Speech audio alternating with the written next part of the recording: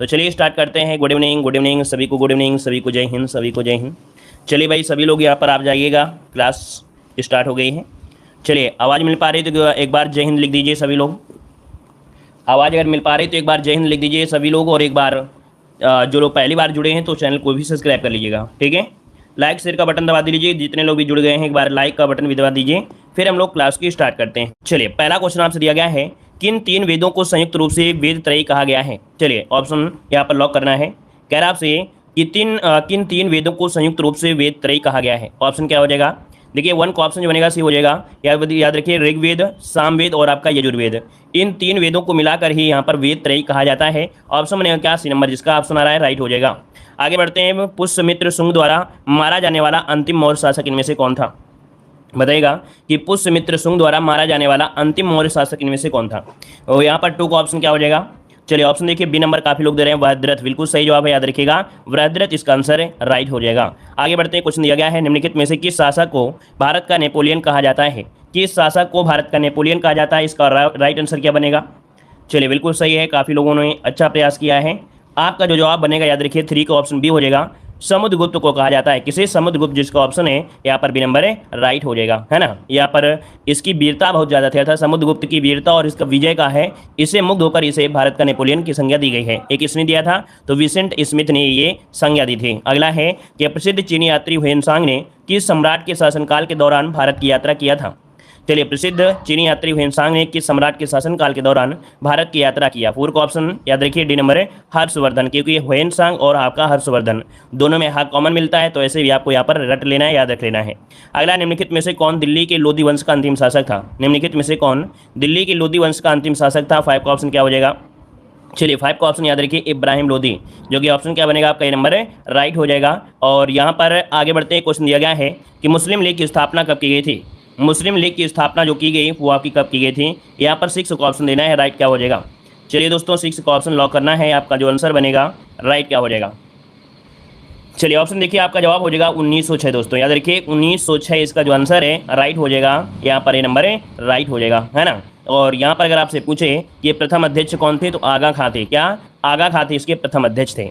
यहाँ पर 1907 में वार्षिक अधिवेशन कराची में हुआ था और 1908 में जो हुआ था अमृतसर में हुआ था। तो इसका जो ऑप्शन बनेगा आपका ये नंबर है, राइट हो जाएगा। यहाँ पर आगे बढ़ते हैं। क्वेश्चन दिया गया है कि निम्नलिखित में से कौन संथाल विद्रोह के नेता थे।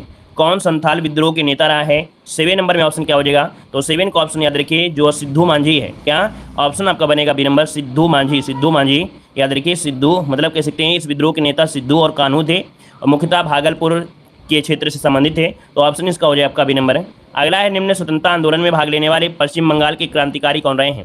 निम्न स्वतंत्रता आंदोलन में भाग लेने वाले पश्चिम बंगाल के क्रांतिकारी की पहचान करना है। यहाँ पर पश्चिम बंगाल के थे आपके खुदीराम बोस। दोस्तों याद रखिए ऑप्शन जो हो जाएगा डी नंबर, जो खुदीराम बोस है इनका जन्म हुआ था बंगाल के मिदनापुर में। कहाँ पर है, बंगाल में मिदनापुर जिले के हबीबपुर गांव आपका पड़ता है, वहाँ पर जन्म हुआ था। और मुजफ्फरपुर बम कांड में इन्हें फांसी की सज़ा भी दी गई थी। ये भी याद रखिएगा कि खुदीराम बोस को जो फांसी की सज़ा दी गई थी वो आपके मुजफ्फरपुर जो बम कांड है वहाँ पर इन्हें उसकी कह सकते हैं घटना के लिए, या कह सकते हैं इसकी वजह से इन्हें फांसी की सज़ा मिली थी। अगला है कि बारदोली किसान सत्याग्रह का नेतृत्व किसने किया था। बारदोली किसान सत्याग्रह का नेतृत्व जो किया किसने किया, याद रखिए वल्लभ भाई पटेल। इसका ऑप्शन क्या बनेगा, ए नंबर है, वल्लभ भाई पटेल इसका आंसर है, राइट हो जाएगा, क्लियर है। और बारदोली सत्याग्रह 1928 में, कब आपके 1928 में गुजरात में आपका हुआ था, जो कि एक प्रमुख किसान आंदोलन था, है ना। यहाँ पर आगे बढ़ते हैं। क्वेश्चन आपसे दिया गया है कि किस नेता ने हमें CR फार्मूला दिया था। चलिए बताइएगा CR फार्मूला जो दिया वो किसने दिया। तो यहाँ पर जो आपके सी राजगोपालाचारी हैं, ऑप्शन बनेगा यहाँ पर आपका सी नंबर है कि आपके जुलाई 1944 में, कब 1944 में राजगोपालाचारी ने गांधी जी की स्वीकृति से कांग्रेस और मुस्लिम लीग की समझौते की एक योजना प्रस्तुत की थी, जिसे CR फार्मूला कहा जाता है, ठीक है ना। जो आपका कांग्रेस थी और मुस्लिम थी इसके समझौते को ही प्रस्तुत किया गया था, उसी को CR फार्मूला कहा जाता है। अगला क्वेश्चन है, नॉर्वे की राजधानी क्या है। नॉर्वे की राजधानी पूछा गया है। चलिए 11 नंबर में ऑप्शन क्या हो जाएगा, ओस्लो हो जाएगा। क्या हो जाएगा, ओस्लो, इसका ऑप्शन डी हो जाएगा। अगला है कि 82.5 पूर्व देशांतर भारत के लिए क्यों महत्वपूर्ण आपका है। तो चलिए यहाँ पर देखिए 82 अंश 30 मिनट पूर्वी देशांतर भारत के लिए महत्वपूर्ण क्यों है। यहाँ पर आंसर क्या हो जाएगा, देखिए 12 नंबर में कि यह भारतीय मानक समय का निर्धारण करता है ना, यह भारतीय मानक समय रेखा का निर्धारण करता है, जो कि ग्रीनविच लंदन से 5.5 घंटा, कितना 5.5 घंटा ये आगे चलता है, याद रखिए 5.5 घंटा ये आगे रहता है, ठीक है। आगे बताइए क्वेश्चन दिया है कि 2011 की जनगणना के अनुसार भारत की साक्षरता दर जो आपकी रही थी वो कितनी रही थी। चलिए दोस्तों, जितने लोग यहाँ पर जुड़ गए एक बार वीडियो को भी लाइक कर दीजिएगा। ठीक है, जितने लोग यहाँ पर जुड़ गए हैं अभी तक वीडियो को लाइक नहीं किया है तो एक बार लाइक का बटन दबा दीजिए, चाहे नए हों या पुराने, है ना, अभी जुड़े हों या पहले जुड़े हों, तो एक बार लाइक का बटन जरूर दबाइएगा। और जो लोग पहली बार जुड़ गए हैं वो लोग जय हिंद जरूर लिख दिया करें, इससे हमें पता चलता है कि कितने स्टूडेंट यहाँ पर नए जुड़ते हैं, है ना। तो एक बार जय हिंद जरूर लिख दिया करें, और पहली बार जुड़ रहे हैं तो चैनल को भी सब्सक्राइब कर लीजिएगा।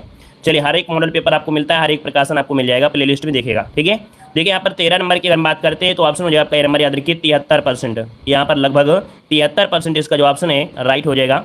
और आगे बढ़ते हैं, क्वेश्चन दिया गया है कि हीराकुंड बांध किस राज्य में है, हीराकुंड बांध किस राज्य में है। चलिए, हीराकुंड बांध आपका याद रखिए उड़ीसा में, ऑप्शन बनेगा सी नंबर उड़ीसा हो जाएगा।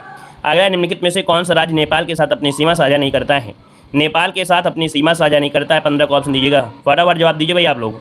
देखो, उत्तर प्रदेश है ना, पश्चिम बंगाल, बिहार, लेकिन असम इसकी सीमा से नहीं मिलता है। यहाँ पर वेरी वेरी एमपी क्वेश्चन आपका है, याद रखिए यहाँ पर आंसर आपका डी राइट हो जाएगा। अगला बताइए, भारत के संविधान में किस संशोधन के अंतर्गत वस्तु एवं सेवा कर अर्थात जो आपका जीएसटी है, तो जीएसटी को लाया गया था। यहाँ पर जो आंसर बनेगा राइट क्या हो जाएगा, 16 नंबर। चलिए, कौन सा भी था ऑप्शन, यहाँ पर देखिए आपका सी नंबर 101 नंबर का, है ना, बिल्कुल सही जवाब है। 101 नंबर का जो आपका ये वस्तु सेवा कर जो था ये आपका लाया गया था। आगे बताइएगा कि 1 रुपये के नोट पर किसके हस्ताक्षर होते हैं, 1 रुपये के नोट पर किसके हस्ताक्षर होते हैं। क्वेश्चन नंबर 17 जवाब देना है, 17 का ऑप्शन में से राइट क्या हो जाएगा। चलिए, 17 की अगर बात करते हैं तो देखिए ऑप्शन जो बनेगा यहाँ पर सी हो जाएगा भारतीय वित्त सचिव, है ना, किसके द्वारा, भारतीय वित्त सचिव जो ऑप्शन है 17 नंबर में वो आपका यहाँ पर क्या बन जाएगा, सी नंबर इसका राइट हो जाएगा। क्लियर है, मतलब वित्त सचिव के होते हैं। अगला यहाँ पर दिया गया प्रथम वित्त आयोग के अध्यक्ष कौन थे, प्रथम वित्त आयोग के जो अध्यक्ष थे वो आपके कौन थे। चलिए नोट करिए, इसका आंसर जो बनेगा 18 नंबर में वो आपका क्या हो जाएगा, बी नंबर हो जाएगा, के सी नियोगी थे। दोस्तों याद रखिए, प्रथम वित्त आयोग के जो अध्यक्ष थे वो आपके थे के सी नियोगी, जिसका ऑप्शन आ रहा है बी नंबर राइट हो जाएगा, के सी नियोगी हो जाएगा। क्लियर है। चलिए, यहाँ पर आर्टिकल नंबर जो आपका है कह सकते हैं 280, आर्टिकल नंबर 280 के तहत प्रत्येक 5 वर्ष की समाप्ति के बाद वित्त आयोग का गठन किया जाता है। अगर आपसे पूछे कि 15वें वित्त आयोग के जो अध्यक्ष थे वो आपके कौन है, तो आपके एन.के. सिंह, कौन है, एन.के. सिंह है। आगे बताइएगा, कह रहा है PMSBY विस्तारित रूप क्या है। चलिए, यहाँ पर बताइएगा कि PMSBY का विस्तारित रूप क्या है। योजना आपने पढ़ा होगा, और अगर आपने योजनाएं पढ़ी है तो आप लोग जवाब जरूर सही दे पाएंगे। चलिए, 19 नंबर में यहाँ पर होता है प्राइम मिनिस्टर, है ना, सुरक्षा बीमा योजना, मतलब जिसे बोलते हैं प्रधानमंत्री सुरक्षा बीमा योजना बोलते हैं। तो ऑप्शन इनमें से देखिए आपका 19 का ऑप्शन लगभग सभी का सही आ गया है, प्रधानमंत्री सुरक्षा बीमा योजना इसका आंसर राइट हो जाएगा। आगे बढ़िए, क्वेश्चन दिया गया है कि पंडित दीनदयाल उपाध्याय उन्नत कृषि शिक्षा योजना का उद्देश्य क्या है। पंडित दीनदयाल उपाध्याय उन्नत कृषि शिक्षा योजना का उद्देश्य क्या है 20 नंबर में। तो याद रखिएगा 20 का ऑप्शन हो जाएगा सी नंबर, कृषि शिक्षा को बढ़ावा देने के लिए है। पंडित दीनदयाल उपाध्याय उन्नत कृषि शिक्षा योजना, जो कि कृषि शिक्षा को बढ़ावा देने के लिए, ऑप्शन बनेगा क्या, सी नंबर इसका राइट हो जाएगा। ये 2016 में आपकी प्रारंभ हुई थी दोस्तों, याद रखिए 2016 में ये प्रारंभ हुई थी। आगे बताइएगा, निम्नलिखित में से किस अनुच्छेद में भारत को इंडिया भी कहा गया है, बताइएगा ये कौन सा अनुच्छेद है जिसमें भारत को इंडिया भी कहा गया है। 21 का ऑप्शन क्या हो जाएगा। चलिए, 21 नंबर की अगर बात करते हैं तो ऑप्शन देखिए आपका आर्टिकल नंबर आपका 1 ही आपका राइट है, मतलब अनुच्छेद 1 में ही कहा गया है भारत को इंडिया कहा गया है। तो ऑप्शन क्या बनेगा, यहाँ पर 1 नंबर इसका राइट हो जाएगा। क्लियर है इतना पॉइंट सभी का। चलिए, यहाँ पर आगे बढ़िए, क्वेश्चन आपसे अगला पूछा गया है कि किस मौलिक अधिकार के तहत कानून की नज़र में सभी लोग समान हैं। यहाँ पर बताइएगा ऐसा कौन सा मौलिक अधिकार है जिसके तहत कानून की नज़र में सभी जो लोग होते हैं वो समान होते हैं। यहाँ पर जो आंसर है आपका 22 नंबर में वो आपका राइट क्या हो जाएगा, 22 का ऑप्शन सी हो जाएगा। याद रखिएगा, समता का अधिकार, आर्टिकल नंबर 14 से लेके 18 तक आपका है जिसमें समानता शब्द आपका है। तो ऑप्शन क्या बनेगा आपका यहाँ पर सी हो जाएगा। अगला बताइएगा, निम्नलिखित में से कौन भारत के पूर्व राष्ट्रपति हैं। बताइएगा, यहाँ पर जवाब देना है भारत की कौन पूर्व राष्ट्रपति हैं, आपका जवाब इनमें से क्या होगा। चलिए, यहाँ पर देखिए ऑप्शन सी हो जाएगा आपका डॉक्टर राजेंद्र प्रसाद, क्या डॉक्टर राजेंद्र प्रसाद, इसका आंसर आपका सी नंबर है राइट हो जाएगा। क्लियर है। अगला बताइएगा कि लोकसभा स्थगित करने का अधिकार किसे दिया गया है। चलिए, इस क्वेश्चन का जवाब सभी को देना है ना, ईमानदारी से देना है, बेहतरीन देना है। चलिए, यहाँ पर जो आंसर आपका राइट हो जाएगा क्या हो जाएगा कि लोकसभा को स्थगित करने का जो अधिकार दिया गया है वो किसे दिया गया है। ये लगभग संभावित प्रश्न आपका है, याद रखेगा ये क्वेश्चन संभावित है, लगभग आपका आ सकता है। ठीक है, तो यहाँ पर आपका जो आंसर है क्या हो जाएगा। चलिए, 24 नंबर का ऑप्शन डी हो जाएगा राष्ट्रपति। याद रखिए कि लोकसभा को स्थगित करना, है ना, और उसे क्या करना, उसे बुलाना, मतलब ये कह सकते हैं सत्रावसान मतलब होता है क्या, स्थगित करना, है ना, विघटन करना या उनको बुलाने का जो कार्य होता है वो राष्ट्रपति ही करते हैं, लेकिन उसकी अध्यक्षता जो करते हैं वो लोकसभा के अध्यक्ष करते हैं ना। तो इसका ऑप्शन क्या होगा, डी नंबर। अगला, निम्नलिखित में से किस राज्य ने सर्वप्रथम पंचायती राज अपनाया था। सबसे पहले पंचायती राज जो अपनाया वो किसने अपनाया था, इसका राइट आंसर क्या हो जाएगा। चलिए, राइट आंसर की अगर बात करते हैं तो ऑप्शन यहाँ पर बनेगा क्या, राजस्थान। देखिए, आपका जवाब बिल्कुल सही आ रहा है, 25 का ऑप्शन हो जाएगा बी नंबर, राजस्थान के नागौर जिले में है, जो कि ऑप्शन क्या बनेगा, बी नंबर है, राइट हो जाएगा। 2 अक्टूबर को ये स्टार्टिंग की गई थी, 2 अक्टूबर 1959 को राजस्थान के नागौर जनपद में ये शुरू किया गया था। अगला है कि दर्पण कारों के हेडलाइट में प्रयोग किया जाता है, जो हेडलाइट होते हैं उसमें कौन सा होता है। चलिए, हेडलाइट में जो दर्पण होते हैं कौन से होते हैं, देखिए यहाँ पर अवतल दर्पण होता है, ऑप्शन क्या हो जाएगा आपका, डी नंबर है, राइट हो जाएगा, जो सामने होते हैं ना। यहाँ पर अगला क्वेश्चन दिया गया है कि प्रत्यावर्ती धारा जो आपका एसी है, इसको डिस्ट धारा में बदलने के लिए यहाँ पर कौन सा प्रयोग या कौन सी युक्ति का प्रयोग किया जाएगा। बताइएगा कि प्रत्यावर्ती धारा जो आपकी एसी है, इसको डीसी में कन्वर्ट करना है, तो आप बताइएगा कि कौन सी युक्ति का आप लोग प्रयोग करेंगे। चलिए भाई फटाफट जवाब दीजिए। काफ़ी लोग आज जवाब कम दे रहे हैं धीरे धीरे। क्या टेस्ट पेपर कठिन लग रहा है क्या भैया आज? टेस्ट पेपर तो कठिन नहीं है। देखिए 27 को ऑप्शन जो बनेगा उसी हो जाएगा, रेक्टिफायर होता है क्या, रेक्टिफायर ऑप्शन बनेगा आपका सी नंबर। अगला ठोस कार्बन डाइऑक्साइड को कहते हैं, ठोस कार्बन डाइऑक्साइड को क्या कहते हैं। चलिए वेरी गुड, चलिए भाई वेरी गुड, अच्छी बात है, जवाब लगभग सभी का सही आ रहा है। यहाँ पर देखिए आपका जवाब हो जाएगा जो आपकी सूखी बर्फ होती है ना, सूखी बर्फ को हम लोग क्या कहते हैं, ठोस कार्बन डाइऑक्साइड कहते हैं, तो ऑप्शन क्या बनेगा, यहाँ पर डी हो जाएगा। चलिए आगे बढ़िए कि शरीर में की कमी के कारण एक्वारियोस्कोर रोग जो आपका हो जाता है, कह रहा है आपसे क्वासिरकोर रोग दिया है, क्वासरकोर। तो क्वासरकोर रोग जो होता है वो किसकी कमी से होता है, तो प्रोटीन की कमी से हो जाता है, अर्थात कह सकते हैं जो प्रोटीन बच्चों को नहीं मिलती है वो दुबले पतले बिल्कुल हो जाते हैं, दुबले पतले, उसे बोल देते हैं सूखा रोग, ये कह सकते हैं प्रोटीन की कमी से क्वासरकोर हो जाता है।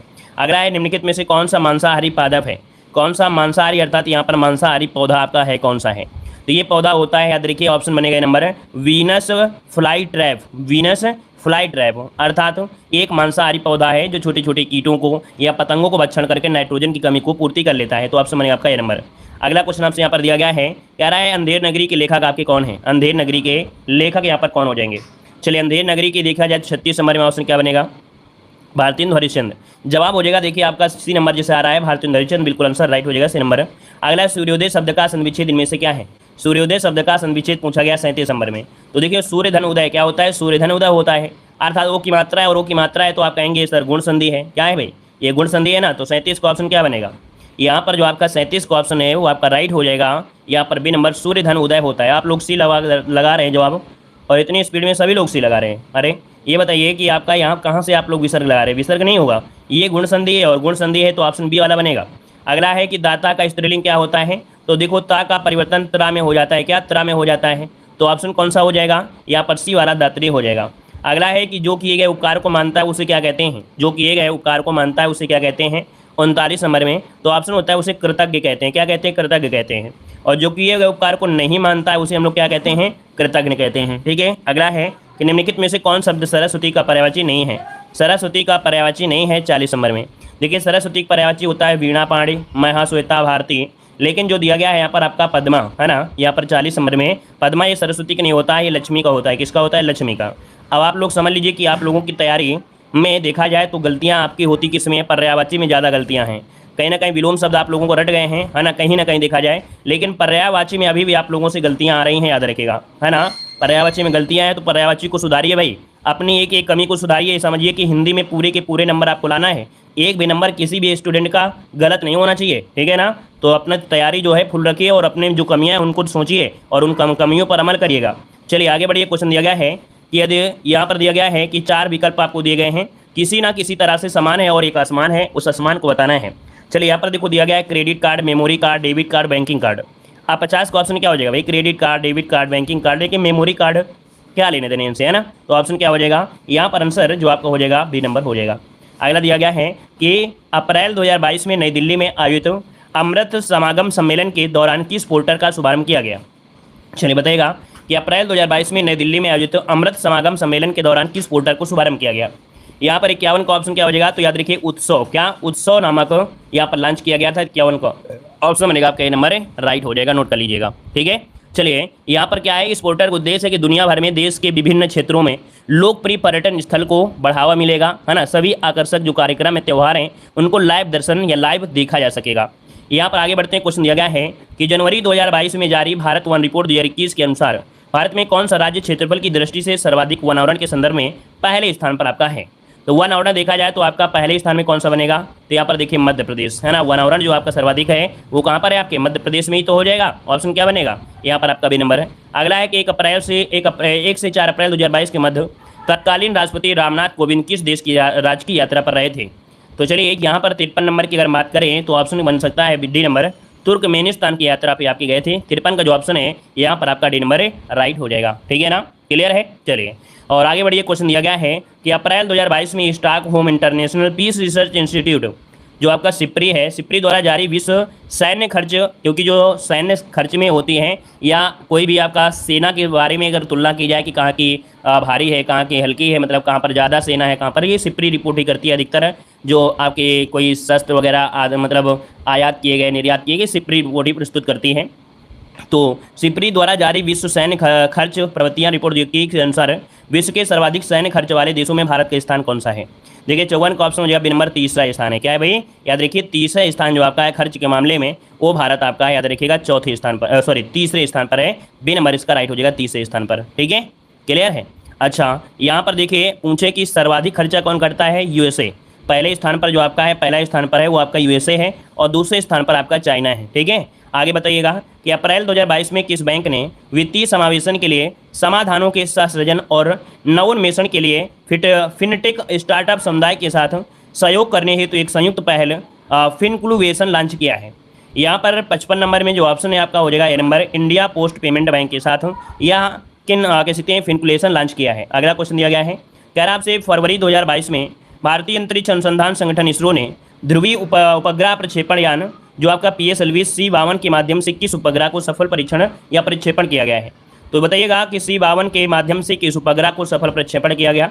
देखिए 56 का ऑप्शन हो जाएगा आपका EOS-04, EOS-04 को लॉन्च किया गया है। अगला क्वेश्चन दिया गया है कि फरवरी 2022 में प्रसिद्ध पार्श्व गायिका लता मंगेशकर निधन हो गया, उन्हें 21 वर्ष भारत रत्न से सम्मानित किया गया। वेरी वेरी एमपी क्वेश्चन है, हमने आपको बताया भी है कि यहाँ से जो क्वेश्चन आपका बनना है वो आपका तय है कि क्वेश्चन बनना ही बनना है। ठीक है, तो चलिए नोट करिएगा 57 नंबर में ऑप्शन क्या हो जाएगा।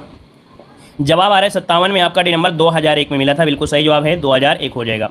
अगला है अप्रैल 2022 में कहाँ पहली बार राष्ट्रीय राजधानी के बाहर राष्ट्रीय बाघ संरक्षण प्राधिकरण की बैठक हुई?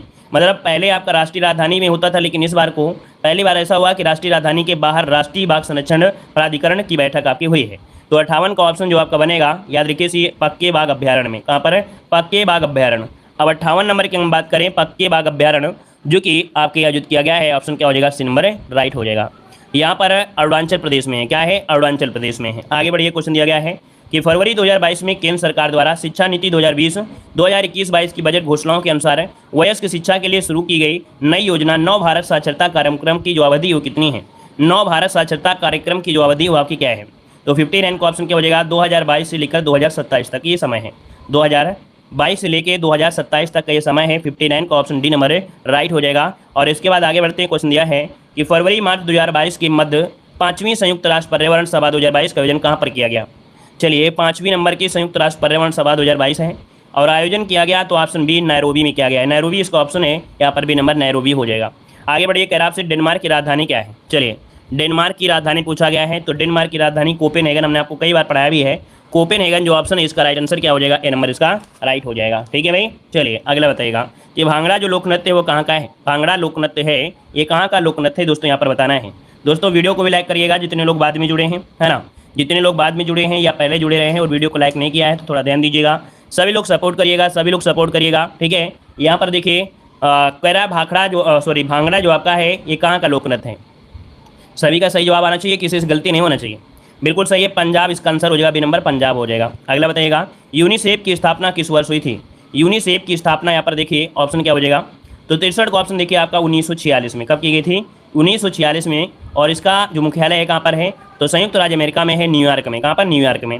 अगला क्वेश्चन आपसे दिया गया है, निम्नलिखित में से भारत का सर्वोच्च नागरिक पुरस्कार कौन सा है?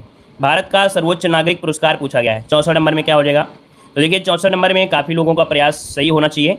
चलिए बहुत अच्छे, वेरी गुड ऑप्शन यहाँ पर ये नंबर आ रहा है, भारत रत्न। तो आज जवाब आपका हो जाएगा जो भारत रत्न आपका है सर्वोच्च नागरिक पुरस्कार ऑप्शन ही बनेगा। रूमी दरवाजा कहाँ पर स्थित है? रूमी दरवाजा कहाँ पर स्थित है?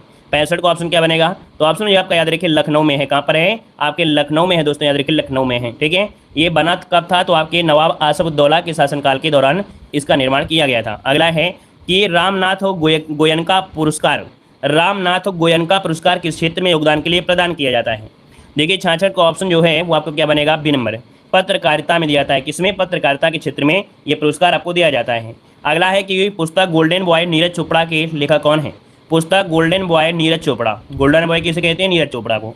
तो यहाँ पर बताइए इसके लेखक आपके कौन है सर? 67 नंबर में क्वेश्चन बन सकता है, बहुत अच्छी तरीके से क्वेश्चन बन सकता है। देखिए ये आपके नदीप सिंह सिंगल है। कौन? नदीप सिंह गिल, नदीप सिंह गिल। ऑप्शन क्या बनेगा? यहाँ पर आपका बनेगा डी नंबर हो जाएगा। अच्छा, नीरज चोपड़ा जो संबंधित हैं वो कौन से खेल से संबंधित है? नीरज चोपड़ा जो आपके कौन से खेल संबंधित है? तो आपके टोक्यो ओलंपिक 2020 में भाला फेंक में स्वर्ण पदक जीता था, है ना, उन्हीं के विषय में इसका उल्लेख किया गया है। और यहाँ पर आगे बढ़ते हैं, क्वेश्चन दिया गया है कि मई 2022 में संपन्न राष्ट्रीय फुटबॉल चैंपियन हीरो संतोष ट्रॉफी 2021 बाइक का खिताब किस टीम ने जीता है? हीरो संतोष ट्रॉफी 2021 वेस्ट का खिताब किस टीम ने जीता है? देखिए 68 नंबर की अगर बात करें तो 68 कभी हो जाएगा आपकी केरल ने जीता है। किसने जीता है? तो आपके केरल ने जीता है पश्चिम बंगाल को हराकर। किसे? पश्चिम बंगाल को हराकर जीता है। और केरल ऐसा करने वाला 7वीं बार, अर्थात 7वीं बार इस फुटबॉल प्रतियोगिता का खिताब इसने हासिल किया है, 7वीं बार। अगला मिस वर्ल्ड 2021 का खिताब किसने जीता है? मिस वर्ल्ड 2021 का खिताब जो जीता है वो किसने जीता है? यहाँ पर आंसर क्या बनेगा? चलिए आपका जवाब इनमें से क्या हो जाएगा? C number. याद रखिएगा यह कैरोलिना बिलावस्का जो ऑप्शन है यहाँ पर सी नंबर राइट हो जाएगा। ये पोलैंड की हैं, कहाँ के हैं? पोलैंड की हैं। और उप विजेता जो रही हैं वो आपकी अमेरिका की रही हैं, ठीक है, मतलब भारतीय मूल की अमेरिकी रही हैं। मिस यूएस वो सैनी, ये प्रथम उप विजेता आपकी रही हैं। तो इसका जो आंसर है वो आपको क्या हो जाएगा? सी नंबर हो जाएगा। और ये कौन सा किताब रहा है? 57 नंबर का ये मिस वर्ल्ड का किताब रहा है। अगला क्वेश्चन दिया गया है कि राष्ट्रीय वन्यजीव बोर्ड की स्थायी समिति 67वीं बैठक में प्रतिवर्ष किस तिथि को राष्ट्रीय डॉल्फिन दिवस मनाए जाने की घोषणा की गई है? चलिए राष्ट्रीय डॉल्फिन दिवस मनाए जाने की घोषणा की गई है, ये 67वीं बैठक में की गई थी। तो बताइए कब मनाया जाता है?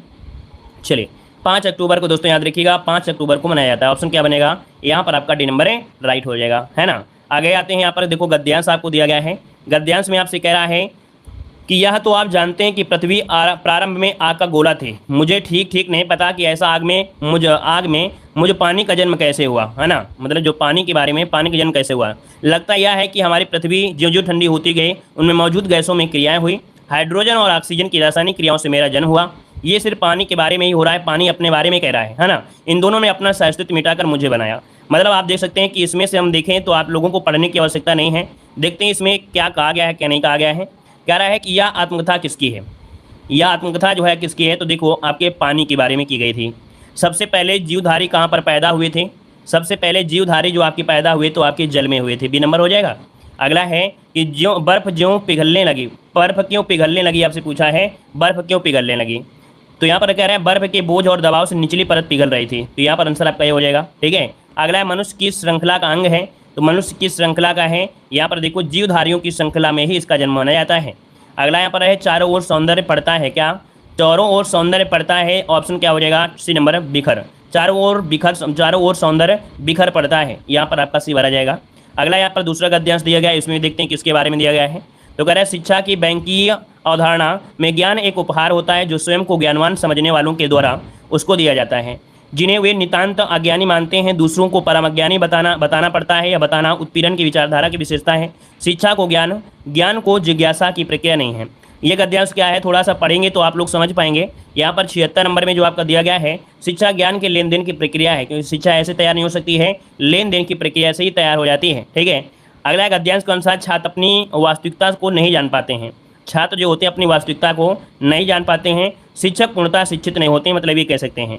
अगला क्वेश्चन आपसे अगला पूछा गया है, यहाँ पर कह रहा है कि गद्यांश के अनुसार शिक्षा की प्रक्रिया संपन्न होने के लिए अनिवार्य जो शर्तें होती क्या होती हैं? तो यहाँ पर शिक्षा की उपस्थिति होना जरूरी होता है। गद्यांश में उत्पीड़न की विचारधारा की विशेषता क्या है 79 में? तो यहाँ पर भी हो जाएगा कि शिक्षक श्रेष्ठ और छात्रहीन है, इसमें आपको दिया गया है। गद्यांश में करारा व्यंग किया गया है, किस पर किया गया है?